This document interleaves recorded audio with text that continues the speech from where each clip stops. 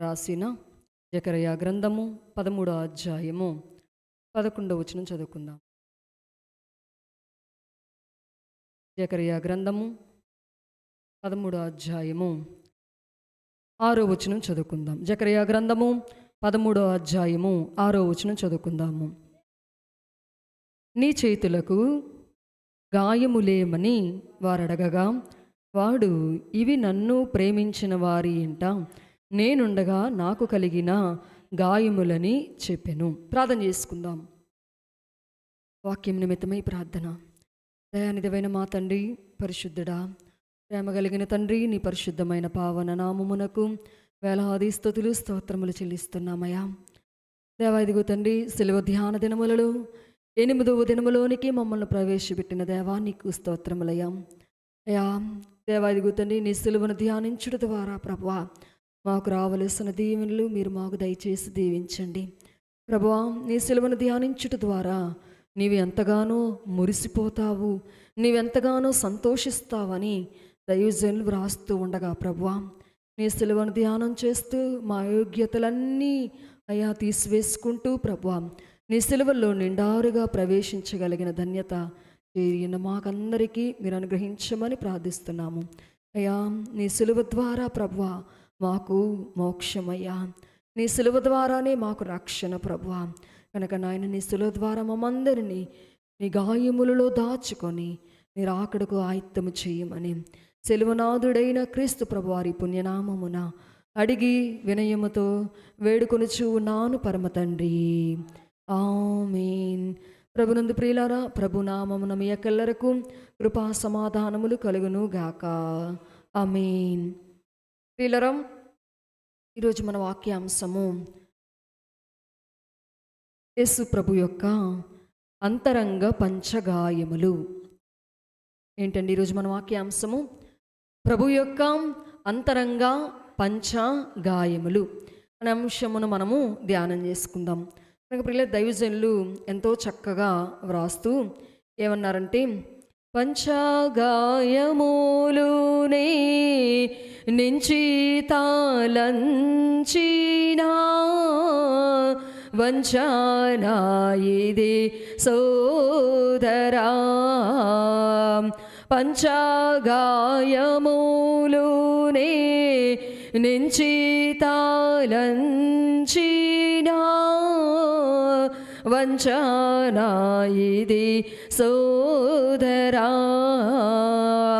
నన్ను వంచించు సైతాను వల నుండి గావత నుంచి బొందెను సోదరా, నన్ను వంచించు సైతాను వల నుండి గావత నుంచి బొందెను సోదరా, యేసు క్రీస్తుని సిలువా ఎప్పుడు ధ్యానము చేయో మాసాతోను సోదరా. కనుక ప్రియులారా, దైవజనులు దేవదాసయ్య గారు ఈ చరణములో ప్రభు యొక్క పంచగాయములను మనకు చూపిస్తున్నారు. కనుక పంచగాయములు అనగా తెలుసు కదా మనకి. ఏంటి ఆ పంచగాయములు? పంచగాయములు ఏంటివి? మన ఎదుట యేసుక్రీస్తు ప్రభువారు సిలువలో వేలాడుతూ ఉన్నాడని తలంచుకుందాము. ఒకసారి ప్రభు యొక్క శిరస్సును చూస్తే శిరస్సు మీద ఏముంటుంది? మొండ్ల కిరీటం, అది ఒక గాయము. రెండవదిగా మనం చూస్తే చేతులకి ఏంటివి? చేతులకు మేకులు దిగగొట్టారు, అది రెండవ గాయం. మూడవ గాయం ప్రభు యొక్క శరీరమంతా కొరడా దెబ్బలు, ఇది మూడవ గాయము. నాలుగవ గాయం చూస్తే ప్రక్కలు బల్లెపు పోటు, ఇది నాలుగవ గాయము. ఐదవ గాయం చూస్తే పాదములలో మేకులు, ఇవి పంచగాయములు. దైవజనులు ఏమంటున్నారంటే పంచగాయములు నేనెంచి తలంచానా వంచన ఇది ఏ సోదరా, అలాగే నన్ను వంచించు సైతాను వల నుండి గావా తనించి పొందెను సోదరా అంటూ ఉన్నారు. దీని అర్థం ఏంటంటే కనుక యేసుక్రీస్తు ప్రభు వారు పొందిన పంచగాయములు నేను మీకు వివరించాను. కనుక ఈ పంచగాయములను మనము తలంచకపోతే మనము వంచన చేసిన వారితో సమానము. కనుక ఎందుకంటే వంచించు సైతాను ఎప్పుడు కూడా మన ప్రక్కన చేరి ప్రభు యొక్క ఈ పంచగాయములను తలంచనీయకుండా చేస్తుంది. కనుక యేసుక్రీస్తు ప్రభు వారు ఈ పంచగాయములను పొందారు అని మనము ఈ 40 దినములను ధ్యానం చేసుకుంటూ ఆయన గాయములు మన కొరకే అని భావించి ఆయన గాయములను ముద్దాడే వరసలోనికి మనము రావలసిన వారమై ఉన్నాము. ఇంకొకటి, ఆయన గాయములను కెలికే పురుగు వలె ఉండక ఆయన గాయములను ముద్దాడే వరసలోనికి మనము రావలసిన వారమై ఉన్నాము. భక్తులు అంటూ ఉన్నారు, ముండ్ల ముకుటంబైనా తలను చూచి స్వర్ణ కిరీటం పెట్టి ఆనందింతున్. ముండ్ల మకుటంబైనా తలను చూచి స్వర్ణ కిరీటం పెట్టి ఆనందింతున్. కొరడాతో కొట్టబడిన వీపును చూచి, కొరడాతో కొట్టబడిన వీపును చూచి ప్రతి ఒక్క గాయమును ముద్దడేదన్. ప్రతి ఒక్క గాయమును ముద్దడేదన్. ప్రియా యేసు రాజుని చూచిన చలు మహిమలోనే నాయనతో ఉంటే చాలు. ఏం చేయాలంట? ముండ్ల మకుటంబైన తలను చూచి కిరీటం పెట్టి ఆనందింతున్. కొరడాతో కొట్టబడిన గాయమును చూచి ప్రతి ఒక్క గాయమును ముద్దాడేదన్ అని భక్తులు పలుకుతున్నారు. కనుక ప్రియులారా, మరి యేసుక్రీస్తు ప్రభు వారి యొక్క తల నుంచి అరిపాదం వరకు ఉన్న ఈ పంచగాయములను మనము తలంచుకుంటూ ఆయన ఈ గాయములు క్రీస్తు ప్రభు వారికి నా వలనే కలిగినవని చెప్పి ఆ గాయములను మనము ముద్దాడే స్థితిలోనికి రావాలి. ఇంకా మనం చూస్తే ఒక గాయమైందనుకోండి, పురుగు వాలిందనుకోండి, లేదా ఈగ వాలిందనుకోండి, ఎలా ఉంటుంది? గాయం మీద ఈగ వాలితే ఎలా ఉంటుంది? నొప్పిగా ఉంటుందా ఉండదా? వెంటనే ఏం చేస్తాం? దానిని విదలగొట్టేస్తాము, ఎందుకంటే నొప్పి. అలాగే మనము అలా ఉండకూడదు. ప్రభు యొక్క గాయములను కెలికే పురుగు వలె మనం ఉండక ఆయన గాయములను ముద్దాడే వరసలోనికి రావాలి. ఎందుకంటే యేసుక్రీస్తు ప్రభు వారు ఈ పంచగాయములను పొందింది మన కొరకే, నా కొరకే అని మనము తలంచుచు మరి శిలువ ధ్యానములను మనం ధరించవలసిన వారమై, ఆచరించవలసిన వారమై ఉన్నాము.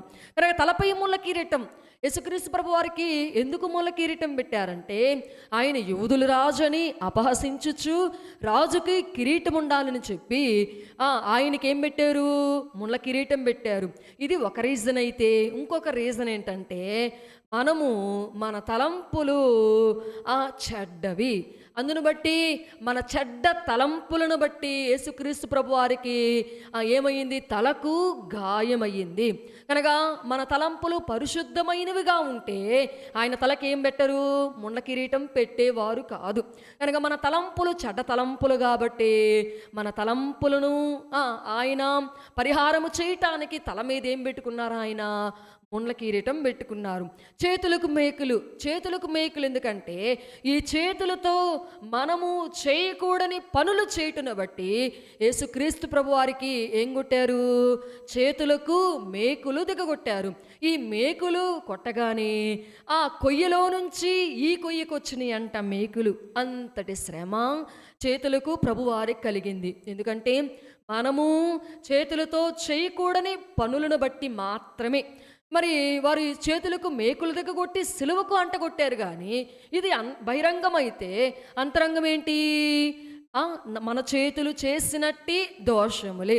భక్తులు అంటూ ఉంటారు కదా, నా చేతులు చేసినట్టి దోషంబులే గదా, నా రాజు చేతులలో ఘోరంబు చీలలు, నా రాజు చేతులలో ఘోరంబు చీలలు, చూడారే సిలువను వ్రేలాడు యేసయ్యను, పాడులో కంబునకు గోడు చింది కదా.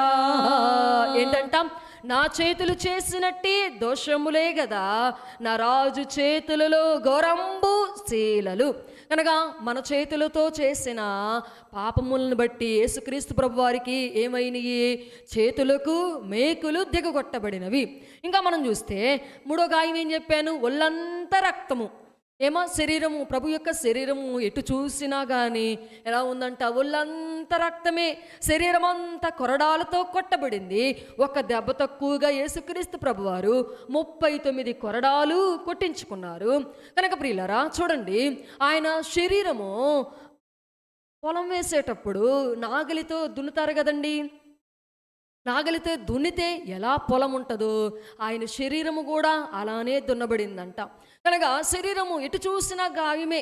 కనుక ఎందుకు ఈ గాయములు అంటే, మనము మన శరీరముతో చేయకూడని పాపములు చేయుటను బట్టే యేసుక్రీస్తు ప్రభువారి శరీరమునకు ఏమైనాయి అంట? గాయములు అయినవంట.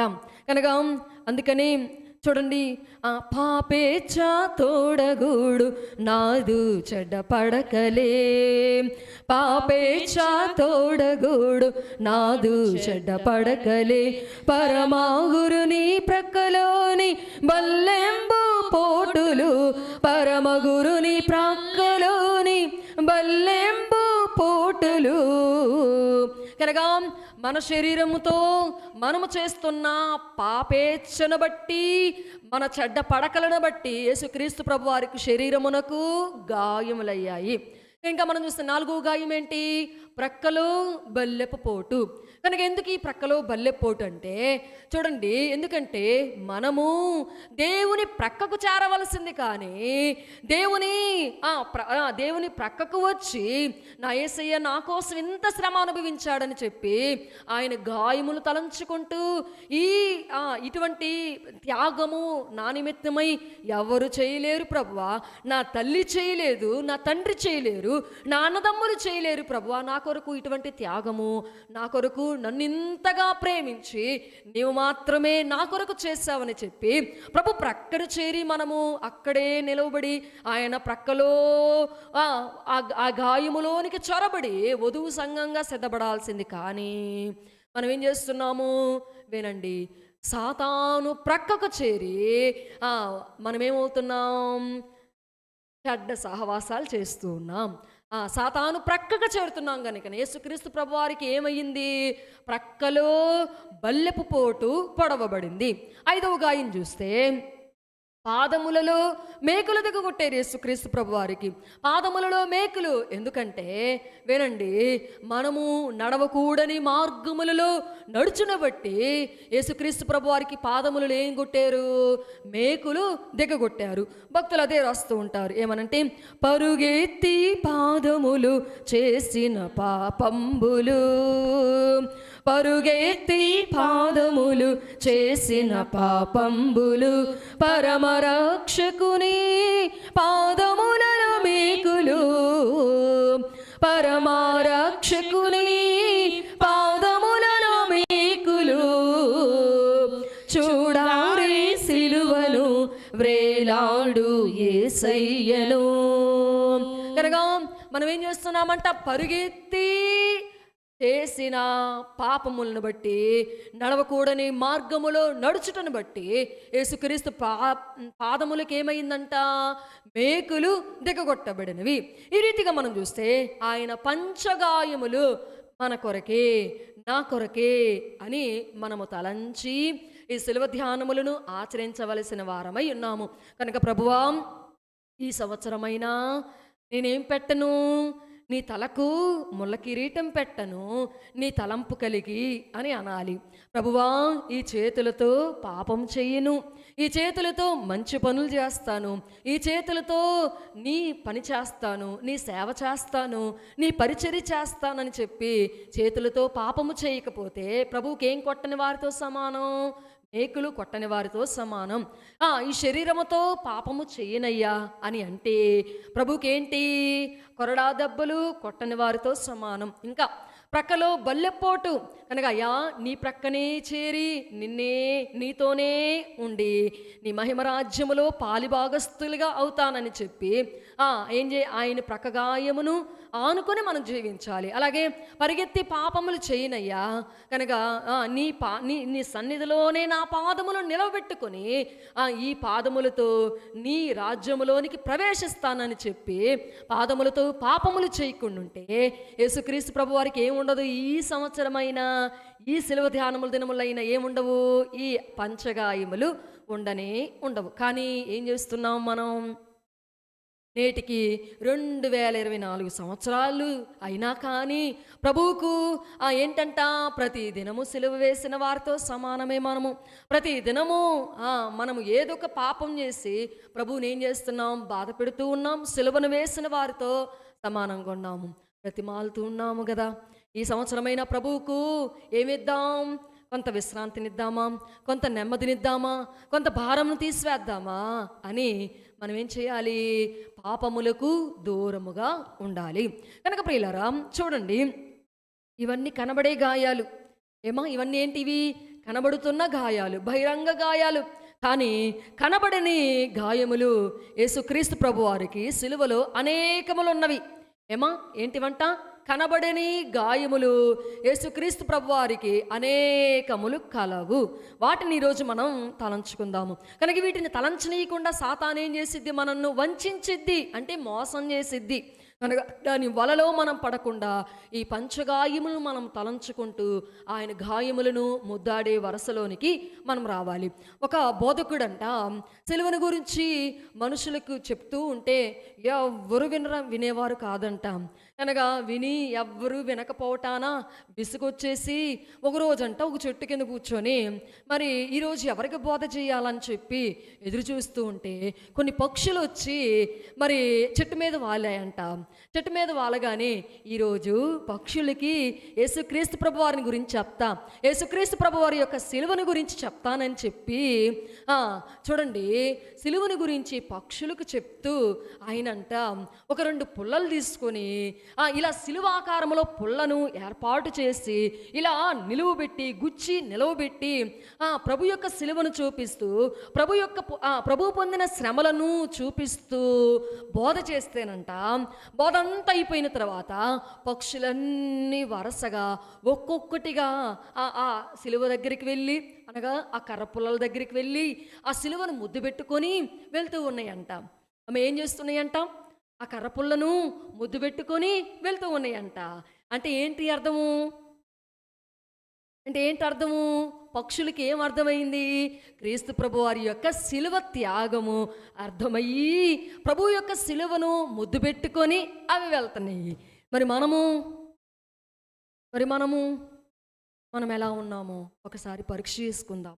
కనుక ప్రియులారా చూడండి, మరి పిల్లోడు తప్పు చేసాడు అనుకోండి, ఒకసారి దండించాం, మరలా చేసిన తప్పు కంటే ఇంకా పెద్ద తప్పు చేస్తున్నాడు అనుకోండి, తల్లి ఏం చేసిద్ది? చెప్పండి, ఏం చేసిద్ది? ఇక ఈ తప్పు చేయకుండా ఉండాలి ఈ బిడ్డ అని చెప్పి ఏం చేసిద్ది? బాగా భయపెట్టిద్ది. ఒక్కొక్క తల్లి అయితే అట్లకాడ కాల్చి చేతి మీద వాత పెట్టిద్ది. మరి వాత పెట్టినప్పుడు బిడ్డకి ఏం గుర్తొచ్చింది? ఆ తప్పు చేయబోయేటప్పుడు అమ్మ పెట్టిన గాయము గుర్తొచ్చింది. గుర్తొచ్చినప్పుడు ఏం చేస్తాడు? ఆ తప్పు జోలికి వెళ్ళడు. కనుక ప్రియులారా, ప్రభువు కూడా మన కొరకు ఇన్ని గాయాలు పడితే, మరి పాపపు తలంపులు పుట్టినప్పుడు, పాప మార్గములో నడుచుటున్న బట్టి ఇవన్నీ మరి మనం వెళ్తూ ఉన్నప్పుడు మనకు ప్రభు గుర్తురాడా? ఒక ప్రశ్న మనం వేసుకుందాము. కనుక ప్రభువారు మనకు నిరంతరము ప్రభు యొక్క సిలువ నిరంతరం మన వెనికిడిలో, మన మదిలో తలస్తూ ధ్యానించుకుంటూ ఉండాలి. కనుక ప్రియులారా, నేను చెప్తున్న మాటలు వినండి. చూడండి, ఇవి పైకి కనబడే గాయాలు, బహిరంగ గాయాలు. ఈరోజు నా వాక్యాంశం అది కాదు, కానీ ప్రభు యొక్క అంతరంగ పంచగాయములు. ఏంటండి ఈరోజు చెప్పండి అందరు కలిసి, ఏంటి ఈరోజు మన వాక్యాంశము? ప్రభు యొక్క అంతరంగ పంచగాయములు. మరి ఇవి ఎలాగో 5 గాయాలు, ఇవి ఎలాగో పాంచ్ అంటే ఏంటి? పంచ అంటే ఏంటి? 5 అని అర్థం. 1 2 3 4 5 అంటారు. పాంచ్ అంటే 5, కనుక పంచగాయములు. ఇవి బహిరంగ గాయాలు మీకు వివరించాను. ఇప్పుడు మనం చెప్పుకునేది అంతరంగ గాయాలు. కనుక ప్రభువుకు అంతరంగ గాయాలు కూడా ఎన్ని ఉన్నాయంట? 5 ఉన్నాయి. అవేంటియో ఈరోజు మనం వివరించుకొని మన వాక్యం ముగించుకుందాము. కనుక నాతో పాటు మీరు కూడా పలకాలి. ఒకటి, తండ్రి వలన కలిగిన గాయము. చెప్పండి, ఒకటి ఏంటి? తండ్రి వలన కలిగిన గాయము. రెండవదిగా మనం చూస్తే సాతాను వలన కలిగిన గాయము. ఏంటమ్మా రెండవది? సాతాను వలన కలిగిన గాయము. మూడవదిగా మనం చూస్తే సొంత వారి వలన కలిగిన గాయము. అమ్మ మూడోది ఏంటి? సొంత వారి వలన కలిగిన గాయము. నాలుగవదిగా మనం చూస్తే అధికారుల వలన కలిగిన గాయము. ఏమో నాలుగోది ఏంటి?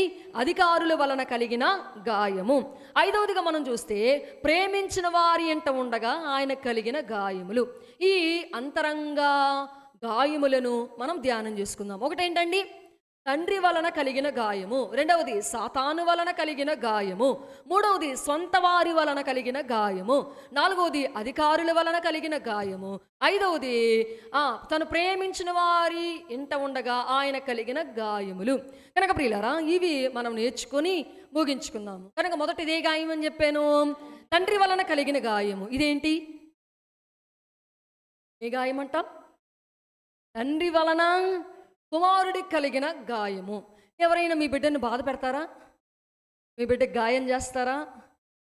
మీ బిడ్డను కొట్టి రక్తం కల చూస్తారా? చూడరు. కానీ ఇక్కడ ఏమంటున్నారు ఇక్కడ? తండ్రి వలన కుమారుడికి ఏమవుతుంది? గాయం అవుతుంది. ఎందును బట్టి అనేది ఈరోజు మనం నేర్చుకుందాము. కనుక బైబిల్ గ్రంథంలోంచి యెషయా గ్రంథము 53వ అధ్యాయము 10వ వచనం చదువుకుందాము. అతని నలుగుట్టుటకు యెహోవాకు ఇష్టమాయెను. ఏమా ఇక్కడ అతడు అంటే ఎవరంటే యేసుక్రీస్తు ప్రభువారు. ఇప్పుడు మళ్ళా చదువుదాము. యేసుక్రీస్తు ప్రభువారిని నలగొట్టుటకు తండ్రి అయిన యెహోవాకు ఇష్టమయ్యింది. కనుక ప్రియులారా, కుమారుని నలగొట్టుటకు ఎవరికి ఇష్టమవుతుందంట? తండ్రికి ఇష్టమవుతుంది. చూడండి, తండ్రి కొడుకుని ఎప్పుడు కొడతాడు? ఎప్పుడు కొడతాడు? తండ్రి కొడుకుని పదే పదే కొడతా ఉంటాడా? కొట్టడు. ఎప్పుడు కొడతాడు? మాట వినకపోతే, తప్పు చేసినప్పుడు, చెప్పింది చేయకపోతే ఏం చేస్తాడు? తండ్రి కొడుకుని కొడతాడు. అయితే ఈ కొడుకు ఏ నేరం చేశాడు? ఈ కొడుకు ఏ మాట వినలేదు. ఈ కొడుకు ఏం చెప్పిన పని చేయలేదు. మరి ఎందుకు కొడుతున్నాడు ఈ తండ్రి ఈ కుమారుణ్ణి? ఏమా భక్తులు రాస్తూ ఉన్నారు కదా, నేరము చేయని నీవు ఈ ఘోర పాపి కొరకు భారమైన సిలువా మోయలేక మోసావా. అమ్మా ఏం రాస్తున్నారు? నేరము చేయని నీవు ఈ ఘోర పాపి కొరకు భారమైన సిలువను మోసావా. కనుక ఏం చేయలేదు ఆయన? ఏ నేరం చేయలేదు. కనుక అయితే ఆయన 33.5 సంవత్సరాలు జీవిస్తే తండ్రికి తగ్గట్టుగానే జీవించాడే. తండ్రి చెప్పిన మాటే విన్నాడే. అయినా కానీ ఈ కొడుకును తండ్రి ఏం చేస్తున్నాడు? గాయపరుస్తున్నాడు. కనుక ఇంకా అంటున్నారు, ఆ గాయపరచుట తండ్రికి ఇష్టమయ్యిందంట. కనుక ఎందుకో మనం చూద్దాము. ఎందుకు ఈ కొడుకుకి గాయం చేయవలసి వచ్చింది? ఎందుకు ఈ కొడుకు గాయము తండ్రికి ఇష్టమయ్యింది అనేది మనము ఈరోజు నేర్చుకుందాము. కనుక ప్రియులారా, దేవుని యొక్క ప్రణాళిక, దేవుని యొక్క ఉద్దేశము ఏంటో మనం తెలుసుకుందాము. ఇంకా మనం చూస్తే సృష్టిని కలుగజేసినప్పుడు చూడండి, సృష్టిని ఇంకా మనం చూస్తే సాతానును, సూర్యచంద్రులను, నక్షత్రములను వేటిని కలుగజేయనప్పుడు దేవుడు ఎలా ఉన్నాడు? ఒంటరిగానే ఉన్నాడు, ఒక్కడిగానే ఉన్నాడు. దైవజనులు రాశారు కదా, ఒక్కండే దేవుండు, ఒక్కండే దేవుండు, ఒంటరిగా నేయుండే అనాదిని, ఒంటరిగా నేయుండే అనాదిని. ఏంటంట? ఆ అనాది కాలములో ఏమీ లేనప్పుడు దేవుడు ఒంటరిగానే ఉన్నాడు, ఒక్కడిగానే ఉన్నాడు కనుక దానిని అనాది కాలం అన్నారు. కనుక ఆ అనాది కాలములోనే దేవునికి ఒక ఆలోచన వచ్చిందంట. ఏమొచ్చింది? దేవునికి ఒక ఆలోచన వచ్చిందంట. ఏంటి ఆ ఆలోచనని మరి చూస్తే దానిని అయ్యగారు అన్నారంట ఆలోచన సభ అన్నారు. మరి ఏంటి ఆలోచన అంటే, ఒక మానవుని చెయ్యాలి నేను, ఒక మానవుని చేసి ఆ మానవునికి నా రూపం ఇవ్వాలి, నా జీవం ఇవ్వాలి. కనుక ఇంకా మనం చూస్తే అచ్చం నేను ఎలా ఉన్నానో నేను చేయబోయే మనిషి కూడా నా రూపంలోనే ఉండాలని చెప్పి తయారు చేసి చూసుకుంటూ అచ్చం నేను చేసిన మనిషి నా రూపంలోనే ఉన్నాడు, పర్లేదు, చాలా బాగున్నాడు అని చెప్పి బాగానే ఉన్నాడు అనుకుంటూ ఉండగా ఇలా చూస్తూ ఉన్న తయారు చేసిన బిడ్డ ఏమయ్యాడంట? జారి పడిపోయాడంట కిందకి. ఇలా చూస్తూ ఉండగానే చేతిలోంచి జారి కింద పడి రక్తం కక్కుని చనిపోయాడంట. మీ చేతిలో కూడా వస్తువులు జారిపోతాయా? మీ చేతుల్లో కూడా వస్తువులు? వంట చేసేటప్పుడు గెరిట జారి పడిపోద్ది, ఏదైనా పట్టుకున్నప్పుడు అనాలోచనగా ఉంటే ఏమవుతాయి? జారి పడిపోతాయి. మరి అలాంటిది దేవుని చేతిలో ఉన్న మనిషి జారి పడిపోయి ఏమయ్యాడంట? రక్తం కక్కుని చనిపోయాడంట. చూడండి, ఇప్పుడు ఏం చేయాలి? ఈ ఆలోచన సభలో ఇప్పుడు తండ్రి అడుగుతున్నాడంట, ఇప్పుడు ఏం చేయాలి అని అనగానే ఆయన ఒక్కడే కదా. కనుక మరి సమాధానం ఇవ్వటానికి ఎవరు వచ్చారంట? ఆయనలో నుంచి ఆయన దివ్య లక్షణములన్నీ బయటకు వచ్చినాయి అంట. ఏంటివి ఆయన దివ్య లక్షణములు? ఏంటివి ఆయన దైవ లక్షణములు? ఏంటివి ఆయన దివ్య లక్షణములు? ప్రేమ, న్యాయము, ఇంకా జీవము, స్వతంత్రత, సర్వవ్యాపకత్వము, శక్తి, ఇవన్నీ ఆయన దివ్య లక్షణములు. ఆయనలో నుంచి ఆ దివ్య లక్షణములన్నీ బయటకు వచ్చి ప్రేమ అంటుందంట. ఆ చనిపోయిన వ్యక్తికి నా ప్రేమను దారిపోసి బ్రతికిస్తానంటుందంట. ఇంకా మనం చూస్తే శక్తి అంటుందంట, నేను ఆ చనిపోయిన వ్యక్తికి నా శక్తినిచ్చి ఆయన లేపుతాను అని అంటుందంట. ఇలా ఒక్కొక్క లక్షణం వచ్చి ఒక్కొక్క విధంగా చెప్తూ ఉంటే న్యాయ లక్షణం మాత్రం వచ్చి అంటుందంట. చూడండి, ఆ న్యాయ లక్షణం వచ్చి చనిపోయిన మానవుని ఎలా బ్రతికించాలి అని చెప్పి చూడండి, ఇలా మనం చూస్తే చనిపోయిన మానవుని పడిపోయాడు గనక చనిపోయాడు. మరి ఆ వ్యక్తిని మీరేం చేసినా అది కుదరదు. మరి ఆ వ్యక్తి పడిపోయాడు, మరణించాడు, పాపం ద్వారా పడిపోయాడు, మరణించాడు గనక ఆ శిక్ష అనుభవించాల్సిందే అని చెప్పి న్యాయము పలుకుతుంటే ఆ దైవ లక్షణములన్నీ నివ్వెరపోయి చూస్తున్నాయంట. మరి ఎలా బ్రతికియాలి? పడిపోయిన మానవుడు ఎలా బ్రతకాలంటే తండ్రిలో నుంచి కుమారుడు బయటికి వచ్చి ఏమని సెలవిస్తున్నాడంట? నేను నా జీవమును దారపోస్తాను, నేను రక్తం కక్కుని చనిపోయాడు గనక నేను నా రక్తమంతటిని ఆ బిడ కోసం దారపోసి నేను నా జీవమునిచ్చి నా రక్తమునిచ్చి బ్రతికిస్తానని చెప్పి ఆ దినమున ఆ అనాది ఆలోచన సభలో ప్రభువు చేసిన సంతకమును బట్టి యేసుక్రీస్తు ప్రభువారు ఈ భూమి మీదకి రావలసి వచ్చింది. కనుక ప్రియులారా, ఈ రీతిగా మనం చూస్తే తర్వాత దేవుడు భూలోకమును కలుగజేశాడు. కనుక ఇంకా మనం చూస్తే మానవుడు పాపం చేసి చనిపోయాడు, చనిపోయిన మానవుని బ్రతికిస్తున్నాడు. కనుక ఎవరు బ్రతికిస్తున్నారంటే దేవుని జీవము. అందుకే తండ్రి ఆయనను ఈ లోకమునకు జీవముగా పంపాడు. ఎలా పంపాడు? తండ్రి ఆయనను ఈ లోకమునకు జీవముగా పంపాడు. అందుకనే యేసుక్రీస్తు ప్రభువారు స్వయంగా ఏమంటాడు? నేనే మార్గము, నేనే సత్యము, మూడోదేంటి? నేనే జీవము. కనుక నా ద్వారానే ఎవరైనా భూమి మీదకి రావాల్సింది, నా ద్వారానే ఎవరైనా మరణించగలరు. కనుక జీవదాతగా యేసుక్రీస్తు ప్రభువారు ఈ భూలోకంలోనికి వచ్చారు. దీనిని బట్టి మనం చూస్తే అనాది యోచన నెరవేర్చుటకు తండ్రి కుమారునికి గాయము చేయవలసి వచ్చింది. ఆ గాయములోంచి కారుతున్న రక్తమును బట్టి ఆ వ్యక్తికి రక్తం ఇవ్వటానికి బట్టి తండ్రి ఏం చేస్తున్నాడు? కుమారుణ్ణి నలగొడుతున్నాడు, కుమారుణ్ణి గాయపరుస్తున్నాడు. కనుక ప్రియులారా చూడండి, ఆ జీవమిచ్చే వ్యక్తి పాపం లేని వ్యక్తిగా ఉండాలి. ఇంకా మనం చూస్తే ఈ రీతిగా మనం చూస్తే ఎందుకంటే పాపం లేని వ్యక్తే ఆయన ప్రభువారు కాబట్టి ఆయన లేకపోతే మనం చచ్చిన వారమేనంట. ఏంటంట, ఆయన లేకపోతే మనం ఎవరితో సమానం? చచ్చిన వారితో సమానమే అంటాం. దీనికి ఉదాహరణగా మనము చేయకూడని ఒక చిన్న పాపము చేసినప్పుడే మనం చచ్చిపోయిన వారితో సమానం అంట. కానీ క్రీస్తులో మనం బ్రతికింపబడుతున్నామంటే ఈ పాపమును ఆయన ఎవరి మీద వేసుకుంటున్నాడు? తన భుజం మీద వేసుకొని భరిస్తున్నాడు గనక మనము జీవిస్తున్న వారిములే ఉన్నాము. కనుక ప్రియులారా, ఈ రీతిగా మనం చూస్తే మొదటి గాయం ఏంటి? తండ్రి కుమారునికి చేసిన గాయము. కనుక అందులో మొదటిది ఏంటంటే అనాది ఏర్పాటును బట్టి తండ్రి కుమారుడికి గాయం చేయవలసి వచ్చింది. ఇంకా మనం చూస్తే రెండవదిగా చూస్తే జకర్యా గ్రంథము 13వ అధ్యాయము 1వ వచనం చదువుదాము. జకర్యా గ్రంథము. ఆ దినమున పాపమును అపవిత్రతను పరిహరించుటకై దావీదు సంతతి వారి కొరకు యెరూషలేము నివాసుల కొరకు ఊట ఒకటి తీయబడెను. కనుక ప్రియులారా వినండి, ఇక్కడ ఏం రాయబడింది? ఊట ఒకటి తీయబడింది. ఆ ఊట యేసుక్రీస్తు ప్రభువారే. చెప్పండి నాతో అందరూ, ఆ ఊట ఎవరంట? యేసుక్రీస్తు ప్రభువారే. కనుక ఎందుకు ఈ ఊట బయలుదేరిందంటే పాపమును అపవిత్రతను పరిహరించుటకై ఈ ఊట బయలుదేరింది. ఎందుకు? పాపమును అపవిత్రతను పరిహరించుటకు ఏం బయలుదేరింది? క్రీస్తు ప్రభు అనే ఊట బయలుదేరింది. కనుక ఈ ఊటకు శుక్రవార దినమున గాయమైంది. కనుక ఇంకా మనం చూస్తే ఏమిటి ఈ ఊట అని దైవజనులు 2 మాటలు చెప్పారంట. ఈ ఊట గురించి 3 మాటలు చెప్పారంట. వినండి, ఈ ఊట ఏంటంటే పోయబడిన ఊట. ఏంటి ఈ ఊట? పోయబడిన ఊట. మరి ఇంకా మనం చూస్తే రెండవదిగా మనం చూస్తే కాలువలుగా కారుచున్న రక్తపు ఊట. రెండవది ఏంటి? కాలువలుగా కారుచున్న రక్తపు ఊట.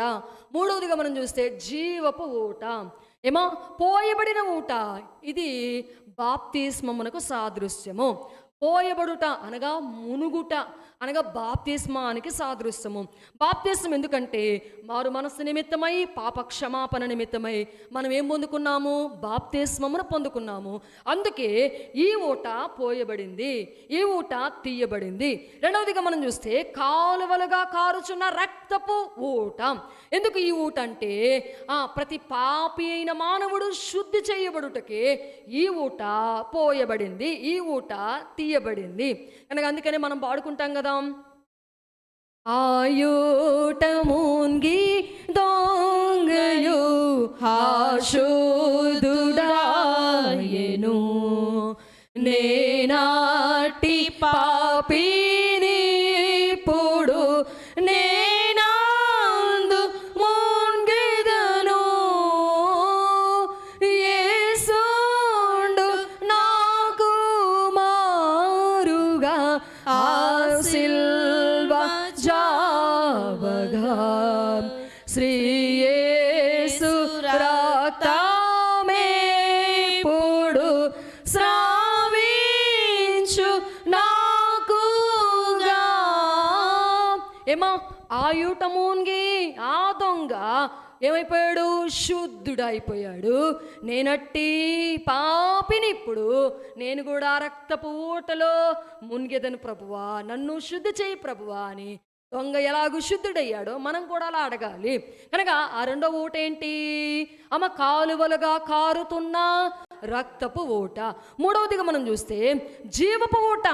కనుక చూడండి, ఎందుకంటే ఈ ఊట మనము మరణములో నుండి జీవములోనికి దాటడానికి ఈ ఊట చేయకపోతే మానవునికి ఏం లేదంటే నిత్య జీవము లేదు. కనుక ఎవరు ఈ ఊట? యేసు క్రీస్తు ప్రభువారే. కనుక రెండవ కారణం ఏంటంటే తండ్రి కుమారుని చేయటానికి. ఎందుకు? బాప్తిస్మమునకు పోయబడటానికి, కాలువలుగా కారటానికి, జీవమునివ్వటానికి తండ్రి ఏం చేస్తున్నాడు? కుమారునికి గాయము చేస్తూ ఉన్నాడు. ఇంకా మనం చూస్తే చూడండి, అందుకే చాలామంది గుడికి వెళ్తున్నాం కదా, పాటలు పాడుతున్నాం కదా, బైబిల్ చదువుతున్నాం కదా, ఇంకా మాకెందుకు బాప్తిస్మం అని అంటారంట చాలామంది. కానీ బాప్తిస్మం ఎందుకు అంటే చూడండి, బాప్తిస్మం లేకపోతే ఏం లేదు, మనకి రక్షణ లేదు. తుదకు మేఘం ఎక్కే అంతస్తు కూడా లేదు. ట్రైన్కి టికెట్ ఎంత అవసరమో విశ్వాసకి బాప్తిస్మం కూడా అంతే అవసరం. కనుక ప్రతి పిల్లకు మనము 16 సంవత్సరాలు రావగానే మనము ప్రతి బిడ్డకు బాప్తిస్మం కంపల్సరీగా ఇవ్వాలి. దేవునిలో వారిని కడగబడి వారిని నిలవబెట్టాలి. కనుక లేకపోతే వారు లోకములో పడి నశించిపోతారు, జాగ్రత్త. అనగా బాప్తీసం తీసుకోకపోతే నువ్వు ఎన్ని బోధలు విన్నా, నువ్వు ఎంత బైబిల్ చదివినా, నువ్వు ఎంత చక్కగా పాటలు పాడినా, నువ్వెంత పరిచయం చేసినా అంత సున్నాయే. బాప్తిసం లేకపోతే, బాప్తిసం అయ్యగారు చూడండి, ఒక భక్తుడు అంటాడు, బాప్తిసము తీసుకోకపోతే మరుగుజ్జువానితో సమానం అంట. మనము ఎవరితో సమానం? మరుగుజ్జువానితో సమానం. ఎప్పుడైనా చూసారా మరుగుజ్జువానిని? చూసారా? రోగుంట్లో ఉంటాడు కదా, చూసారా అమ్మా? కనుక చూడండి, మరుగుజ్జువాళ్ళు నువ్వు ఎంత ఎంత తిండిని పెట్టు, 3 పూటలు కాదు 6 పూటలు పెట్టు, వాళ్ళు పెరుగుతారా అమ్మా? బలమైన తిండి పెట్టండి, మాంసం తిండి పెట్టండి, వాళ్ళు పెరుగుతారా? పెరగరు. ఎందుకు? కారణం వారు మరుగుజ్జోళ్ళు కనుక. అలాగే మనం కూడా ఎంత బోధ విన్నా, ఎంత పరిచర్య చేసినా, ఎంత పాటలు పాడినా, నువ్వు ఎంత గొప్ప సహకారిగా ఉన్నా కానీ నీ జీవితంలో బాప్తీసం అనే ఒక మెట్టు లేకపోతే మనం కూడా ఎవరితో సమానం? మరుగుజ్జు వారితో సమానం. కనుక బిడ్డలకి ఏమి ఇప్పించండి? బాప్తీసమునకు వారిని సిద్ధం చేయండి.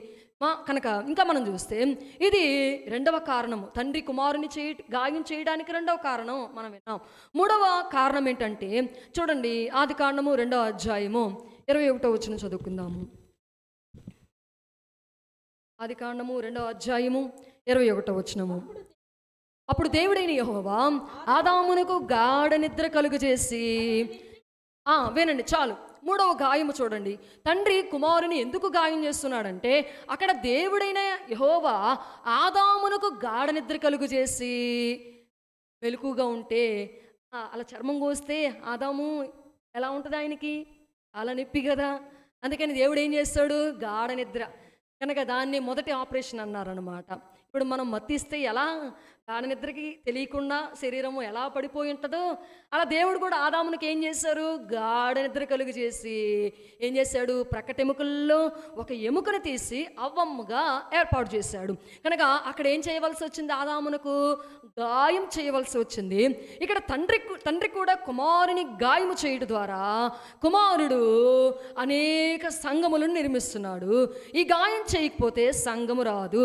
కనుక ప్రియులారా, అర్థమవుతుందా? ఈ గాయం చేయకపోతే ఏం రాదు? సంఘము రాదు. ఇంకా మనం చూస్తే ఈ గాయము చేయకపోతే వధువు సంఘము రాదు. అందుకనే ఆయన ప్రక్క గాయము. ఆదామునికి ఎలా ప్రక్క గాయమో యేసుక్రీస్తు ప్రభు వారికి కూడా ఏ గాయము? ప్రక్క గాయము. కనుక ఈ ప్రక్క గాయములో దేవుడు ఏం చేస్తాడంట? వధువు సంఘమును దాచుకుంటాడు. కనుక ప్రియులారా, అందుకే కుమారునికి ఏం చేయాల్సి వచ్చింది? తండ్రి గాయము చేయవలసి వచ్చింది. కనుక ప్రియులారా, ఈ రీతిగా మనం చూస్తే చూడండి, కొడుకు అడిగాడా? అక్కడ ఆదాము అడిగాడా? ఏమో. ఇంకా మనం చూస్తే అబ్రహాము ఇస్సాకును బలి ఇవ్వటానికి వెళ్తే ఇస్సాకు అడిగాడా? కనుక దేవుడే చూసుకుంటాడన్నాడు. కనుక నీకు బదులుగా ఆయనే బలి అయిపోయారు. అక్కడేమో ఇస్సాకు బదులుగా దేవుడు గొర్రెపిల్లను బలి ఇస్తే, కానీ ఇక్కడ ఎవరు బలి అయిపోయారు? మనకు బదులుగా యేసుక్రీస్తు ప్రభు వారే బలి అయిపోయారు. కనుక 3వ గాయము అందుకొరకు ప్రక్క గాయము. అందుకే తండ్రి కుమారుని గాయం చేశారు. మీరు జాగ్రత్తగా వింటేనే మీకు అర్థమైంది. 2వ గాయంలోనికి వచ్చేద్దాం. 2వ గాయం ఏంటి? 2వ గాయం ఇదే ఎవరి వలన? సాతాను వలన కలిగిన గాయము. కనుక ప్రియులారా, సాతాను కూడా ఏం చేస్తుంది? ప్రభువునకు గాయం చేస్తుందంట. ఒకసారి ఆదికాండము 3వ అధ్యాయము 15వ వచనం చదువుకుందాము. మరియు నీకును స్త్రీకిని నీ సంతానమునకును ఆమె సంతానమునకును వైరము కలుగజేసేదను. ఇక్కడ మనం చూస్తే ఇక్కడ దేవుడు సాతానును శపించిన విధం మనం చూస్తున్నాము. కనుక చూడండి, దైవజనులు అన్నారంట, ఏదేనులో సాతాను ఆదాము యొక్క మడిమను కరిచెను అన్నారంట. ఏదేని తోటలో ఏం చేశారంట? సాతాను ఆదాము యొక్క మడిమను కరిచిందంట. మడిమ తెలుసు కదా మీ అందరికీ. మడిమంటే ఏంటి తెలుసు కదా? మడిమంటే కాలుకి పాదమునకు మధ్యలో ఉన్న ఎముకే మడిమ. కనుక ఆ ఎముక లేకపోతే మనం నిలబడలేము. ఏం అర్థమవుతుందా? ఆ ఎముక లేకపోతే మనం ఏం చేయలేము, నిలవబడలేం, నడవలేము. అందుకనే సాతాను ఏం చేసింది? ఆదాము మడిమన కరిచింది. అందుకనే ఆదాము గారు ఏం చేయలేకపోయారు? నిలవబడలేకపోయారు. కనుక ప్రియులారా, ఇంకా మనం చూస్తే అందుకే ఆదామును మడిమ మీద కరిచింది. ఆదాము పడిపోయాడు, నిలబడలేకపోయాడు. అయితే చూడండి, ఆ తర్వాత అవ్వమ్మ ఒక బిడ్డనే కానీ ఏముంటుందంటే, నేను దేవుని వలన ఒక మనిషిని సంపాదించుకున్నానని చెప్పిందంట. ఎవరి వలన? దేవుని దయ వలన అనింది. వెంటనే సాతాను కయ్యోను దగ్గరికి కూడా వెళ్ళి కయ్యోను మడిమను ఖర్చు వేశాడు. అందుకని కయ్యోను నిలబడలేకపోయాడు. ఈ రీతిగా మనం చూస్తే ఆయన వంశంలో నుంచి వస్తూ వస్తూ వస్తూ ఆదాము నుండి 7వ వాడైన హానోకు దగ్గరికి రాగానే దాని ఆటలేమి సాగలేదు. అనగా ఆ సాతాను హానోకును కూడా కాటివేయబోయింది, కానీ దాని ఆటలు సాగలేదు. ఎందుకంటే హానోక్ గారు ప్రభువుతో సహవాసం చేశారు.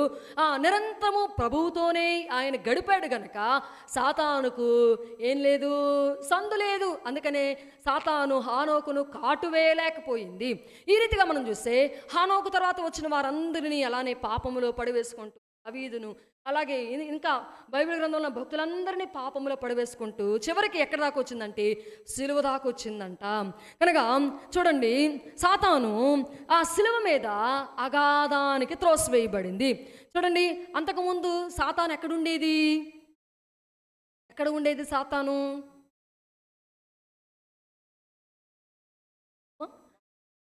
ఎక్కడ ఉండేది? సాతాను ప్రభువుని సముఖంలో.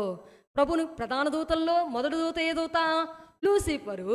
అయితే చూడండి, సాతానులో ఏం ప్రవేశించింది? గర్వం ప్రవేశించింది. వెంటనే దేవుడు ఎక్కడికి దోసేసాడు? పాతాళానికి తొక్కేసాడు. కనుక ప్రియులారా చూడండి, ఏం గర్వం వచ్చింది? ఇంగ్లీష్లో అన్ని లెటర్స్లో ఒక లెటర్ నిటారుగునిద్దంట. ఒక లెటర్ నిటారుగునిద్ది అంటే ఏంటిది? అది చెప్పారుగా ఇప్పుడే మీరు. ఏంటి నిటారుగా ఉండిద్దంట ఒక అక్షరం? ఏంటంటే నేను అని గర్వించింది. అనగా ప్రభు పరలోక దేవదూతల సమూహం అంతా ప్రభువుని స్తుతిస్తుంటే ఏంటంట? ఈ స్తుతి నాకు కావాలి, ఈ స్తుతిని నేను పొందుకోవాలి, ప్రభువు కాకుండా నేను అని గర్వించింది. వెంటనే సాతాను ఎక్కడికి ద్రోసేశాడు? పాతాళానికి త్రొక్కేశాడు. మనలో కూడా గర్వం ఉంటే గర్వం ఉంటే దేవుడు కూడా ఇంతే మనల్ని కూడా చేస్తాడు. చాలామంది ఏమంటారు? పోతే ఏమంటాను, నేను లేకపోతే మందిరంలో పని ఎవరు చేస్తారు? లేకపోతే ఏమైనా ఉందా? నేను అన్నారనుకోండి, మనల్ని కూడా దేవుడు ఏం చేస్తాడు? పట్రోసి వేస్తాడు. నేను అనకూడదు. అబ్రహామే, విశ్వాసులకు జనకుడైన అబ్రహామే ఏమంటున్నాడు? నేను ధూళిని, నేను బూడిదనని పలుకుతూ ఉంటే మనం ఏ పార్టీ వారం? మనం ఏ పార్టీ వారం? యోబు గారు కూడా అంటున్నారంట, నేను ధూళిని బూడిదనని ఒప్పుకుంటున్నారంట. గనక వినండి, కనుక వారే బూడిదను ధూళిని అంటే మనం ఏమనాలి? ఇంకా దైవజనులు అన్నారు కదా, నేను బూడిద కన్నా బూడిదనయ్యా అని. నాకు అర్థమలా? కనుక వినండి, కనుక ఇద్దరు పిల్లలు కొట్టుకుంటున్నారంట. ఈ ఇద్దరు పిల్లల్లో ఒకడు బలహీనుడు, ఒకడు బలవంతుడు అంట. ఇద్దరు పిల్లలు కొట్టుకుంటుంటే వారిలో ఒకడెవరంట? బలహీనుడు, ఒకడేమో బలవంతుడు.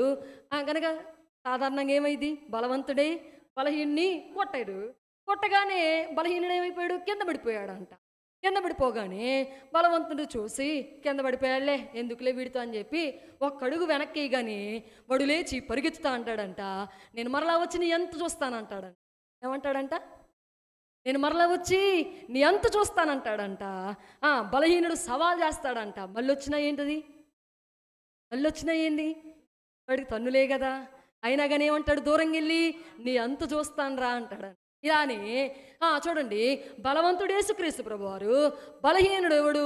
సాతానుగాడు. కనుక సాతానుగాడు ఎప్పుడు కూడా ఏం చేస్తాడంట? నిన్ను ఎలాగైనా పడేస్తాను అని చెప్పి సవాల్ చేస్తూ ఉంటాడంట. కనుక ఎన్ని చేసినా కానీ వాడు ఏం చేయలేడు, గెలవలేడు. ప్రభు మీద గెలవలేడు, తుదకు మన మీద కూడా గెలవలేడు. గుర్తించండి. ఎందుకంటే దైవజనులు మనకి ఏమిచ్చారు? అంబులు పొదిచ్చాడు.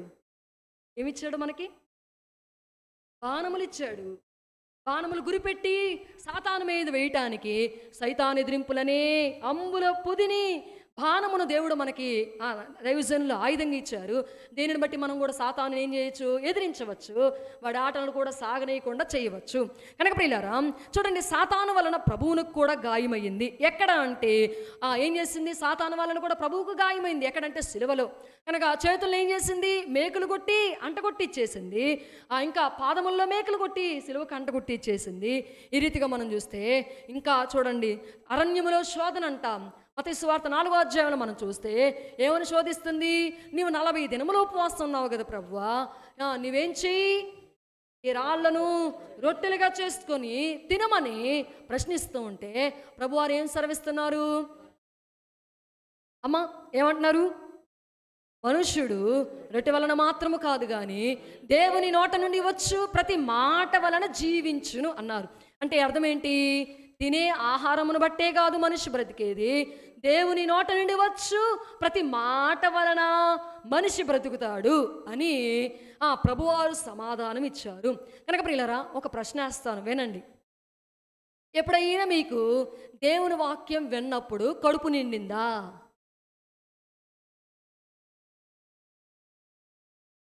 అర్థమైందా? ఎప్పుడైనా మీకు దేవుని వాక్యం విన్నప్పుడు కడుపు నిండింది, ఎంత సంతోషం వచ్చిందో ఈ వాక్యాన్ని వింటే అని మీకు ఎప్పుడైనా కలిగిందా? కలిగితే చేయొద్దని చూద్దాం. ఏమ్మా? కనుక చూడండి, దీన్ని బట్టి ఏంటి? మనుష్యుడు రొట్టె వలన కాదు కానీ దేని వల్ల జీవించవచ్చు? దేవుని నోట నుండి వచ్చు ప్రతి మాట వలన జీవించవచ్చు. దైవజనులు ఏమన్నారు? వాక్యాహారము తినుట వలన బలమాత్మకు లభించిద్ది అనగా ఎక్కడ దేవుని వాక్యం వినబడుతుంటే అక్కడ మన చెవి యొగ్గి మన ఆత్మకు బలము సంపాదించుకోవాలి. కనుక ప్రియులారా, దైవజనులు 3 మాటలు చెప్పారంట. అరణ్యములో శోధన, వనములో వాదన, కపాలములో కాటు అన్నారంట. ఏంటి చెప్పండి? అరణ్యములో శోధన, వనములో వాదన, కపాలంలో కాటు. అరణ్యములో అంటే ఇందాక చెప్పుకున్నాము. వనములో వాదన అంటే గెత్సేమనే వనములో వాదన జరుగుతుంది. యేసుక్రీస్తు ప్రభువారేమో తన ఎదుట ఉంచబడిన గిన్నెలోనిది త్రాగుటకు ఇష్టపడక, అయ్యా తండ్రి, నీ చిత్తమైతే ఈ గిన్నెను నా యొద్ద నుండి తొలగించవా అంటూ ఉంటే తండ్రి ఏమంటున్నాడు? కాదు కాదు, నువ్వు త్రాగవలసిందే అంటున్నాడు. సాతాను కూడా వచ్చి ఏమంటుందంట? నువ్వు తాగాల్సిందే ఆ గిన్నెలోనిది అంటూ ఉన్నాడంట. ఏంటి? ఏముంది అంతలో ఆ గిన్నెలో? ఏమా ఏముంది ఆ గిన్నెలో? అది చూడటానికి చిన్న గిన్నె కాదు. ఏమా? ఆదాము మొదలుకొని సిలువ దగ్గర వరకు ఉన్న ప్రతి మానవాళి పాప విషము ఆ గిన్నెలో నింపబడి ఉంది. అందుకని సాతాను త్రాగమని ప్రోత్సహిస్తుంది, బాధ పెడుతుంది. దేవుడు కూడా ఏం చేస్తున్నాడు? నేను గిన్నెను నీ యొద్ద నుండి తీసివేయనని చెప్పి నువ్వు త్రాగాల్సిందే అంటూ ఉన్నాడు. కనుక వనములో వాదన. 3వదిగా మనం చూస్తే కపాలంలో కాటు. కపాలం అంటే గొల్గతా మీద కాటు. కనుక మనం చూస్తే ప్రియులారా, చూడండి, అరణ్యంలో శోధన దేవుడు బోధన వలన జయించాడంట. అందుకే బోధకుడు బోధ చేసి జయించాడన్నారంట దైవజనులు. తోటలో సాతాను వాదన, ఇక్కడ సాతాను కనబడటం లేదు కానీ వాదన వలన బాధ కలిగింది. అందుకని ఆయన శరీరం నుంచి ఏమొచ్చింది? రక్తపు చెమట కారినట్లు మనం చూస్తూ ఉన్నాము. ఇంకా మనం చూస్తే ఈ రీతిగా దైవజనులు ఆ పాత్రను శ్రమల పాత్ర అన్నారంట, విషపు పాత్ర అన్నారంట. కనుక ప్రియులారా, ఈ రీతిగా మనం చూస్తే చూడండి, అయ్యగారు అన్నారంట, ఒక గోధుమ గింజ ఎలా నలిగిపోతుందో ప్రభువారు కూడా అలా నలిగిపోయారంట. మా గోధుమ గింజను మనం పిండి చేయాలంటే ఏం చేస్తాం? గోధుమ గింజ ఎలా పిండి అయ్యిద్ది? తిరగలు తీసుకొని గింజలను వేసి గోధుమ గింజలన్నీ లోపలికి వెళ్ళి కింద బండ, పైన బండ, మధ్యలో గోధుమ గింజలు ఇలా త్రిప్పగానే గోధుమ గింజలు కాస్త ఏమైపోతాయి? పిండి పిండి అయిపోతాయి. క్రీస్తు ప్రభువారు కూడా అలానే ఉన్నారంట. అనగా కింద తండ్రి, పైన సాతాను ఇలా ప్రభువారిని ఏం చేస్తున్నాయి అంటే పిండి పిండి చేస్తున్నాయి, బాధ కలిగిస్తున్నాయి అంట. ఇంకా దైవజనులు చక్కగా ఉన్నారు. ఒక బలమైన దుప్పటిని ఇరువురు మనుషులు అటు ఇటు పట్టుకొని పిండినట్లుందంట యేసుక్రీస్తు ప్రభువారి యొక్క బాధ. కనుక ప్రియులారా, ఇంకా మనం చూస్తే సాతాను పిండి వేసింది కనుక ఆ గిన్నెలో విషమును పోసింది ఎవరంటే సాతానే. కనుక ఎందుకంటే మానవులకు ఆ విషము చెమ్మంచింది, ఆ విషమును కలిగే పాపము చేయాలనే తలంపు పుట్టించింది సాతానే. కనుక అందుకే మరి పాపము లేని ఆయన ఏమైపోయాడంట, పాపముగా అయిపోయాడంట. కనుక ప్రియులారా, మూడవదిగా మనం చూస్తే కపాలములో కాటు, పాత సర్పం కాటు వేసిందన్నారు దైవజనులు. కపాలంలో కాటు. అందుదిమిరము క్రమ్ము గడియాయే, నా నీతి సూర్యుని అంత చుట్టెను బంధకంబులు, నిందవాయువులెన్నో వీచెను, కందు యేసుని ఆవరించెను, పందెముగనొక కాటు వేసెను, పాత సర్పము ప్రభు యేసును. ఏమేసింది? పందెముగా ఒక కాటు వేసెను, పాత సర్పము ప్రభు యేసును అంటూ ఉన్నారు. కనుక ఇక్కడ ఏమన్నారు అయ్యగారు? పాత సర్పం కాటు వేసింది అంటున్నారు. ఈ పాత సర్పం అంటే ఆనాడు ఏదెను తోటలో ఆదామును కాటు వేసిన సర్పమే నేడు క్రీస్తు ప్రభువారిని కూడా ఏం వేస్తుంది? కాటు వేస్తుంది. అందుకే దైవజనులు ఏమన్నారు? పాత సర్పము అన్నారు. కనుక ఏదేనులో ఆదామును కాటు వేసిన సర్పము శిలువ మీద ప్రభువునకు కాటు వేసింది. ఆయన పడిపోయాడు, కానీ చూడండి, ఆదాము పడిపోయాడు, కానీ యేసుక్రీస్తు ప్రభువారు మాత్రం పడిపోయినను లేచి తిరిగి జయించి ఆయన పునరుద్ధానుడయ్యాడు. కనుక ప్రియులారా, ఈ రీతిగా మనం చూస్తే పందెం వేసింది, ఓడిపోయింది. ఇంకా మనం చూస్తే ప్రియులారా, ఇది రెండవ గాయం. మూడవ గాయం ఏంటమ్మా? మూడవ గాయం స్వజనుల వలన కలిగిన గాయము. ఒకటే గాయము తండ్రి వలన కలిగిన గాయము, రెండవ గాయము సాతాను వలన కలిగిన గాయం, మూడవ గాయము స్వజనుల వలన కలిగిన గాయం. స్వజనులు అంటే ఎవరు? స్వజనులు అంటే ఎవరు? స్వజనులు అంటే స్వంత, అనగా సొంత జనులు, సొంత వారి వలన ఏం కలిగిందంటే యేసుక్రీస్తు ప్రభు వారికి గాయము కలిగిందంట. ఎందుకంటే చూడండి, యోహాను సువార్త 1వ అధ్యాయం 11వ వచనంలో ఏం రాయబడిందంటే, ఆయన తన్ను ఎందరు అంగీకరించిరో అని వ్రాయబడిద్ది. ఇంకా మనం చూస్తే 5వ అధ్యాయము 43వ వచనం కూడా చదువుదాము. అందుకే యేసు 1వ అధ్యాయం 11వ వచనం,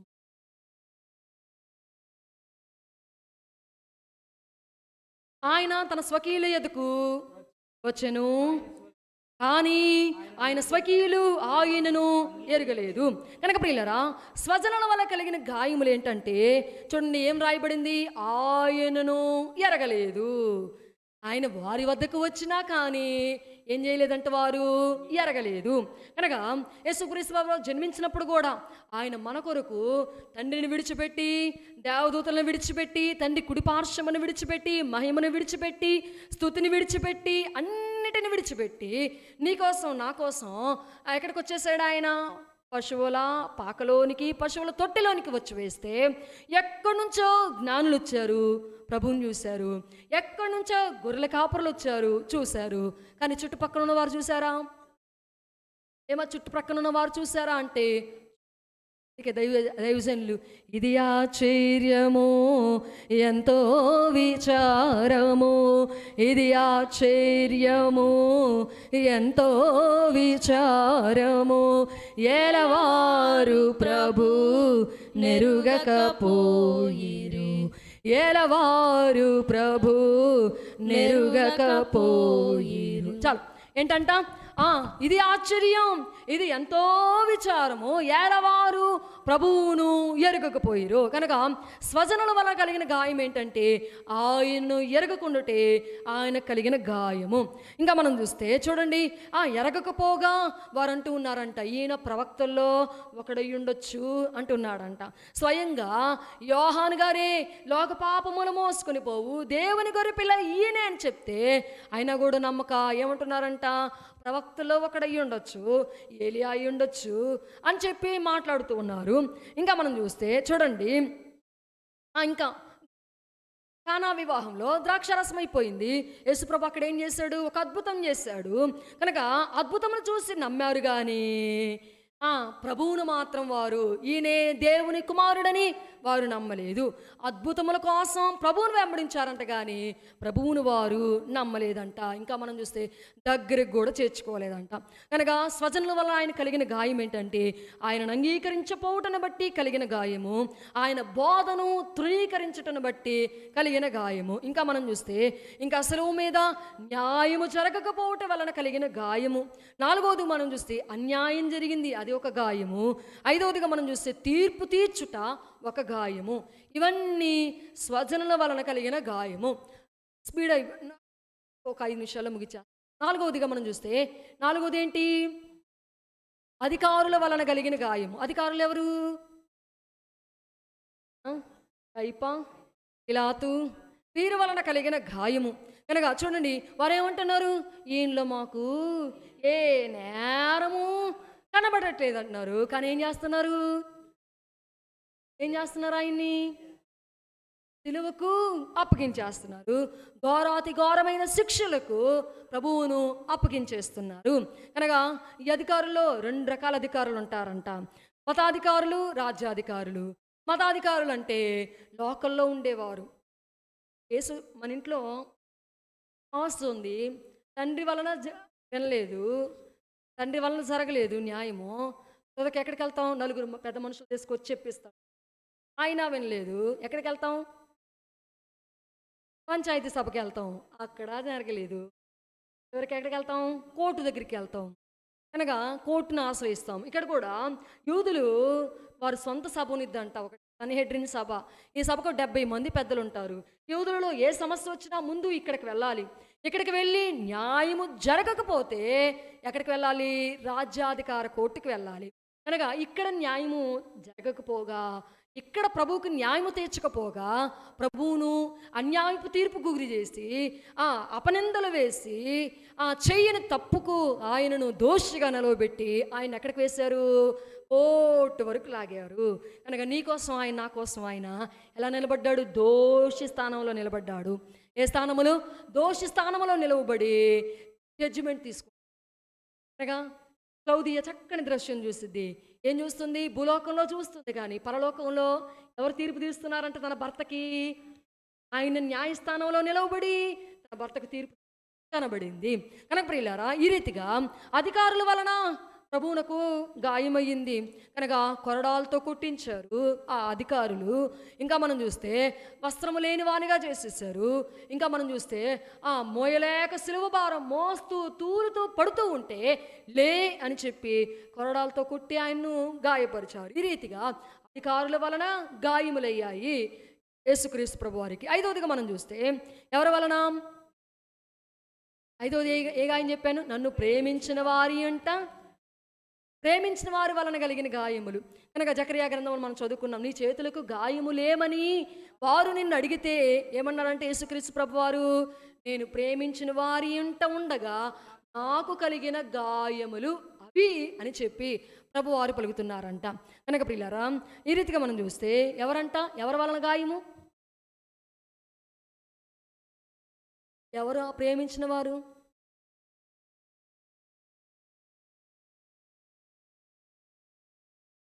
ఎవరు ఆయన ప్రేమించిన వారు? ఎవరు ఆయన ప్రేమించిన వారు? ఎవరిని ప్రేమించాడు? ప్రభు ఎవరిని ప్రేమించాడు? యేసు నన్ను ప్రేమించినావు, పాపినైనా నన్ను ప్రేమించినావు. ఎవరంట? యేసు నన్ను ప్రేమించావు. దేవుడు లోకమును ఎంతో ప్రేమించను. ఈ ప్రేమకు ఏమి లేవు? అవధులు లేవు, పరిమితులు లేవు, కొలచడానికి కొలతలు కూడా లేవు. అంతటి ప్రేమతో యేసుక్రీస్తు ప్రభువారు మనల్ని ప్రేమిస్తుంటే మనం ఏం చేస్తున్నాం? యేసు ప్రభువారికి ఏం చేస్తున్నామంట? గాయములు చేస్తున్నాము. ఆయన మనం ప్రేమించిన వారి ఇంట ఉంటేనే ఆయనకి ఏం కలిగినాయి? గాయములు కలిగినాయి. చూడండి, ఎగ్జాంపుల్ చెప్తాను, మీరు ఎవరు అపార్థం చేసుకోకండి. ఇంట్లో పాప తప్పు చేసింది అనుకోండి, ఏమంటాం? నిన్ను తరండ్రా ఎంత ప్రేమించానువే నేను, నువ్వు నా మాట వినకుండా ఇలా తయారయ్యేవేంద్రే అని అంటారనరా. కనుక ఎంత ప్రేమించినా మన బిడ్డే మన మాట వినకపోతే ఏమంటున్నాం వెంటనే? ఎంత ప్రేమించాను. యేసుప్రభు వారు కూడా ఏమంటున్నారు? మిమ్మల్ని ఎంత ప్రేమిస్తే మిమ్మల్ని నా అరచేతిలో చెక్కుకుంటే మీరు నాకేం చేస్తున్నారు? గాయాలు చేస్తున్నారు. యోధా ఇస్కరియోతు ఎంత ప్రేమించాడో దేవుడు యేసుక్రీస్తు ప్రభు వారు యోధాని, అయినా కానీ ఏం చేస్తున్నాడు? యేసుక్రీస్తు ప్రభు వారికి గాయం చేస్తున్నాడు. 30 వెండి నాణాలకి యేసుక్రీస్తు ప్రభు వారిని అమ్మి వేస్తూ ఉన్నాడు. ఎంత ప్రేమించాడో శిష్యులందరిలో. యేసుప్రభు ఏది తింటే అది తిన్నాడే యూదా. యేసుప్రభు ఎక్కడ పడుకుంటే అక్కడ పడుకున్నాడే. యేసుప్రభు వారు ఎక్కడికి వెళ్తే అక్కడికి వెళ్ళాడు. యేసుప్రభు ఏ అద్భుతం చేస్తే ఆ అద్భుతం చూశాడు. అయినా కానీ ఏం లేదు యోధాలో, మార్పు లేదు. కనుక ఎంతో ప్రేమించిన ఆయనే యోధా ఏం చేశాడు? ప్రభువుకు గాయం చేశాడు. ఇంకా మనం చూస్తే పేతురు గారు కూడా నేను యేసుక్రీస్తు ప్రభు వారిని ఎరగనని ముమ్మారు చెప్పుడును బట్టి యేసు ప్రభు వారికి కూడా ఏమైందంట? గాయంగా అనిపించింది. ఇంకా మనం చూస్తే తోమా అంటున్నాడంట. ఏమనంటున్నాడు ఆయన? ఏమో శిష్యులందరూ ఏమంటున్నారు? మేము ప్రభువుని చూస్తాం తోమా అంటే. తోమా ఏమన్నాడు? నేను నమ్మను, ఆయన గాయములలో నా వ్రేలు ఉంచితేనే నేను నమ్ముతాను కానీ నేను నమ్మను అంటున్నాడు. ఇది ఒక గాయం యేసుక్రీస్తు ప్రభు వారికి. కనుక ఇంకా మనం చూస్తే చూడండి, యోసేపు యాకోబు గారికి ఎంతమంది కుమారులు? 12 మంది కుమారులు అయితే ఎవరిని మరి ఏం చేస్తున్నారు? సొంత వారే చివరి వాడైన యోసేపుని ఏం చేస్తున్నారు? బాధ పెడుతున్నారు. అలాగే యేసు ప్రభు వారిని కూడా సొంత వారే బాధ పెడుతూ ఉన్నారు. ఇంకా మనం చూస్తే స్టెఫన్ను బాధ పెట్టింది ఎవరు? స్టెఫన్ను రాళ్లతో కొట్టి చంపబోయింది ఎవరంటే సొంత వారే. ఇంకా మనం చూస్తే దావీదును చంపబోయింది ఎవరు? సొంత మామయ్య అయిన సౌలే. కనుక ప్రియులారా చూడండి, సొంత వారి వలనే ప్రభువుకి ఏమవుతుంది? గాయములవుతున్నాయి. కనుక ప్రియులారా 3 మాటలు చెప్పి ముగిచ్చేస్తాను. భక్తిహీనత, భ్రష్టత్వం. చెప్పండి నాతో. భక్తిహీనత, భ్రష్టత్వం. ఎగ్జాంపుల్ చెప్తాం వినండి. చూడండి, ఇశ్రాయేలీలంట ఐగుప్తు దేశంలో ఉన్నప్పుడు ఎంతో భక్తిగా ఉండేవారంట. ఎంత భక్తి అంటే ప్రతిరోజు ప్రార్థన చేసేవారంట. ఎవరి కోసం అంటే విమోచకుడి కోసం. మమ్మల్ని ఈ శ్రమ నుంచి విడిపించడానికి విమోచకుని పంపించవా అని చెప్పి ప్రార్థన చేసేవారు ఎంతో భక్తి కలిగి. విమోచకుడు వచ్చాడు, ఐగుప్తులో నుంచి విడిపించిన తర్వాత అరణ్యములో ప్రవేశించాక అరణ్యములో వారికి ఏమొచ్చిందంట? ఏమొచ్చింది? భక్తిహీనత వచ్చింది. అందుకనే మోషేని విసిగించి పరేశారంట. మోషేని ఎంత విసిగిచ్చారంటే ఈ భక్తుని నోటి నుంచి ఏమొచ్చిందంట? ద్రోహులారా అని వచ్చిందంట. కనుక వినండి, అరణ్యంలోనికి వెళ్ళగానే వారికి ఏమొచ్చేసింది? భక్తిహీనత వచ్చింది. తోదకు భ్రష్టత్వం వారిలోనికి ప్రవేశించి దేనిలోకి వెళ్ళలేదు? పాలు తేనెలు ప్రవహించు దేశంలోనికి వారు వెళ్ళలేదు. ఎంతమంది వెళ్ళారు తెలుసా మీకు? ఎంతమంది వెళ్ళారు? 2. ఎవరు వారు? కాలేబు, యెహోషువ. రేపు 2వ రాకడ కూడా ఇలానే ఉంటుంది ఏమో. రేపు 2వ రాకడ కూడా ఇలానే ఉండొచ్చేమో, జాగ్రత్త. అనగా ప్రియులారా, భక్తిహీనత, భ్రష్టత్వం. మన భక్తి పెరగాలి కానీ తరగకూడదు. భక్తిహీనతలోనికి మనం ఎన్నడూ కూడా వెళ్ళకూడదు. భ్రష్టత్వంలోనికి మరీ వెళ్ళకూడదు. కనుక భక్తి కలిగి జీవించాలి. కనుక ప్రియులారా, సొంత వారి వలన యేసు ప్రభు వారికి ఏం కలిగింది? గాయములు కలిగింది. కనుక ప్రియులారా, ఈ సొంత వారు ఎవరంటే మనమే. కనుక మనము పాపము చేయుటను బట్టి ప్రభువుకి ఏం చేస్తున్నాము? గాయము చేస్తున్న వారితో సమానము. కనుక ప్రియులారా, ప్రభు యొక్క పంచగాయములు, ప్రభు యొక్క అంతరంగ పంచగాయములు మనం ధ్యానం చేసుకున్నాము. అర్థమైందండి? కనుక మొదటి గాయం ఎవరి వలన కలిగింది? తండ్రి వలన కలిగిన గాయము. 2వ గాయము సాతాను వలన కలిగిన గాయము. 3వ గాయము స్వజనుల వలన కలిగిన గాయము. 4వది అధికారుల వలన కలిగిన గాయము. 5వది నేను చేసిన గాయం. కదండి, పెట్టుకుందామా? మనం చేసిన గాయం. సొంత వారి వలన కలిగిన గాయములు, ప్రేమించిన వారి వలన కలిగిన గాయములు. పంచగాయములను మనం తలంచుకుంటూ ఆయనకు గాయము చేయకుండా ఆయన గాయములను ముద్దాడే వరసలోనికి దేవాతి దేవుడు మనందరినీ నడిపించును గాక. ఆమేన్. దయానిధి, కృపానిధి, శిలవనిధి, శిలవధర, ఈ పంచగాయములను ధ్యానము చేయటం ద్వారా ఇక నిన్నెన్నడూ బాధ పెట్టే వారి వరసలోనికి మేము రాకుండా ప్రభువా, నీ గాయములను ఆ పక్షులు ఎలా ముద్దాడాయో ప్రభువా, మేమును అలా ముద్దాడే వరసలోనికి మమ్మందరిని చేర్చమని యేసునామమున అడిగి వినయముతో వేడుకొనుచు ఉన్నాను పరమ తండ్రి. ఆమేన్. అందరికీ మరణాత మరణాత మరణాత.